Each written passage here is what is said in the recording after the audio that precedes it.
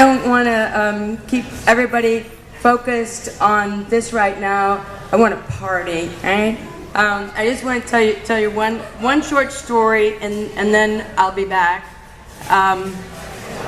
You know, Bruce and I have been here for 20 years. Our kids are 29 and 35, correct? And so they grew up here. Somebody said something about, did both of your sons serve here? And Ian said, no, I'm the only one that served here. My brother Graham didn't serve. And I'm thinking, I got pictures of him in the slideshow when he's 9 years old, poor child. There's so many people I want to shout out. And you know, when I put this book together, and by the way, this book is for sale for $10. There's lots of them over there, so before you leave, if you'd like one of these memory books, get people to write in them, that's cool.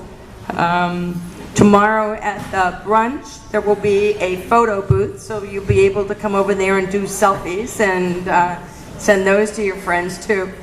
But one thing before we take a break and get to dancing and eating some more, when Bruce remarked that, what did he say about, if there's any Democrats in the, anybody Republicans in the room, I apologize. I want to tell you, of course, I really love my son Ian.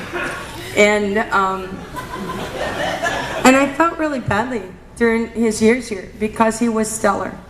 He not only served 2 years, but he stuck around and served as a staff member. I don't think we paid him. But then, I mean, Habiba knows that story. I mean, Habiba came here and she served, and then she came back and she kept working here.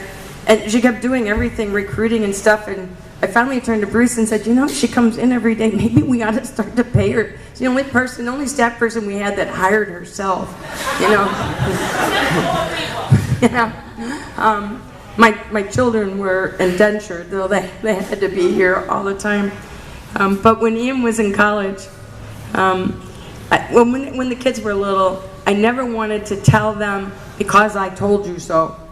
So I always wanted to give them the complete answer. Well, sometimes there aren't really good answers like, why can't you wear corduroy in the summertime? And it's like, I don't know.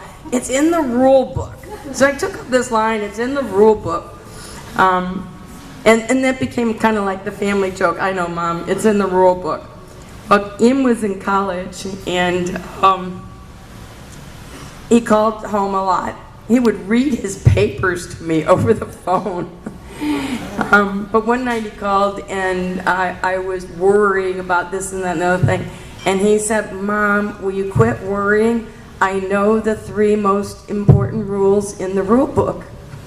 I laughed. I said, well, I'd be really interested in what they are. And he said, don't marry until you're 30. Always come home for Christmas or 20th reunions, and vote Democrat. So, child, if you just live by those 3 rules, you'll do fine. Some years later, in my family, we don't buy presents for one another. Everybody has to make something or, you know, fix something or give them something of your own or whatever. And he came in a few years later, and I think that was the year he learned to do art class, but nobody knew he was learning to do art class. And he had also made me this necklace, and everybody was kind of oohing and ahhing because the rest of us were kind of doing like writing on rocks, you know. And so the talented one comes in and he said, and the 4th rule is Mom always gets the first. I thought, you know, always wanted to be the favorite child. That was good. So that's the 4th rule. I am so happy with all of you. It is so pleasant to see you all growing up. I could tell stories on every one of you. There will be people in here, I'm going to go, okay, name, I can't remember the name, but boy, I will be able to tell everyone everything that you did while you were here. So watch out. I want to stop talking now.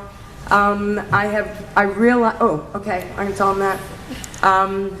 And I get to, because Matthew figured out that I have served 52,000 hours here with AmeriCorps St.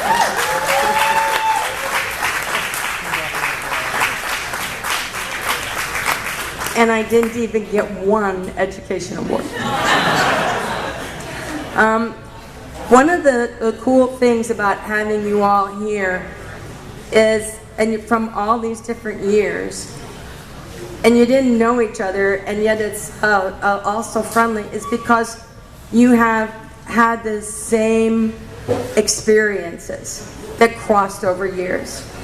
Most people, I think there were a couple years exception, but most people during Quest, or sometime soon thereafter, participated in the stick ceremony, where you got to kind of make a commitment, put your stick in the fire, so that you became something greater than yourself, and part of that fire that burns within. So our junior board has erected a fire pit out in the back, and we gathered a lot of sticks, some of which were from Father Dixon's this morning from the Service Project. And throughout the evening, we want to invite you at any time, either by yourself or with your friends or with your loved one, or however you want to do it, out loud or silently, to go outside and to grab a stick and put one in the fire again for all of us. All right? And with that, Bruce, are you still in the room? I am, yeah. Okay. Matthew is going to start playing music, and you all are going to start eating. And if Bruce, if you come up, because we're going to start with the first dance. You and me.